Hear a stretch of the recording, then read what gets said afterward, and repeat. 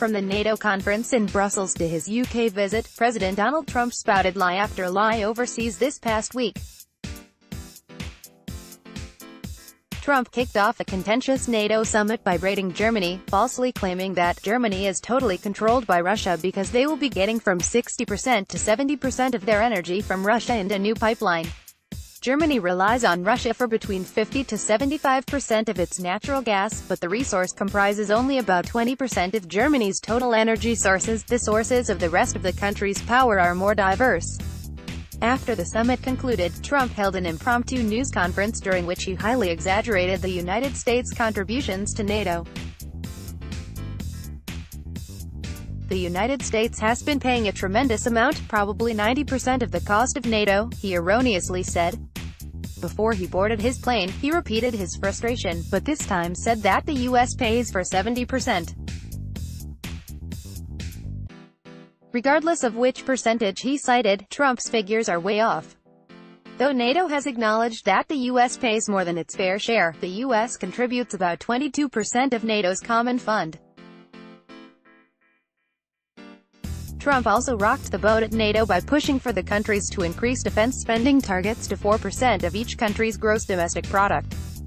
A 2014 agreement set a goal for the countries to spend 2% of their GDP on defense by 2024, which most of the countries are on track to achieve.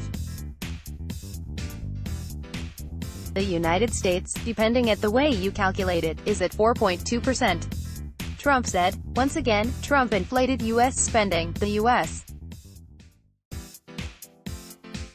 defense budget in 2017 was 3.6% of its GDP, though Trump announced that the Allies had agreed to raise the target to more than 2%. French President Emmanuel Macron refuted that notion. There is a communiqué that was published yesterday. It's very detailed. It confirms the goal of 2% by 2024. That's all, Macron told the Associated Press. Thank you.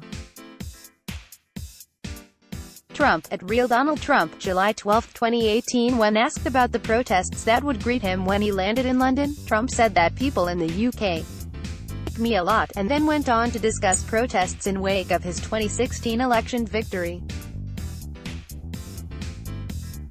However, he uttered a blatantly false historical fact, saying that he won Wisconsin even though former U.S. President Ronald Reagan had lost in the state.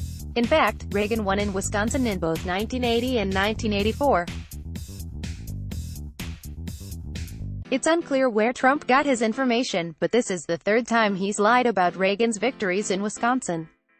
Tens of thousands of protesters marched against Donald Trump's visit to the UK and his policies. In an interview with British tabloid The Sun that was published on Thursday, Trump criticized British Prime Minister Theresa May over her handling of Brexit.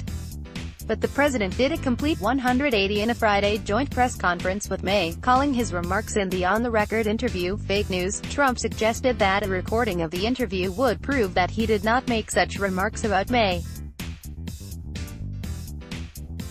However, in an audio recording of the interview, he can be clearly heard making those comments. The president also complained that The Sun had not published any of his positive remarks about May, but a Sun reporter at the conference informed him that the outlet had. During the press conference, Trump also falsely said that the European Union refuses to buy U.S. farm products. That's incorrect. The U.S. exported $11.5 billion in agricultural products to the EU in 2017, according to the United States Department of Agriculture. Trump's pattern of spewing falsehoods is nothing new. The Washington Post reported that the president made 3,001 false or misleading claims as of May 1, and that number has only increased. Related coverage. Trump kicks off NATO summit with breakfast rant. Germany is a captive of Russia, Trump calls his. Theresa May Brexit criticism fake news. Britain is going wild in protest of Donald Trump's UK visit this week was a great reminder that Trump is a huge liar. Download. Do you have information you want to share with HuffPost? Here's how.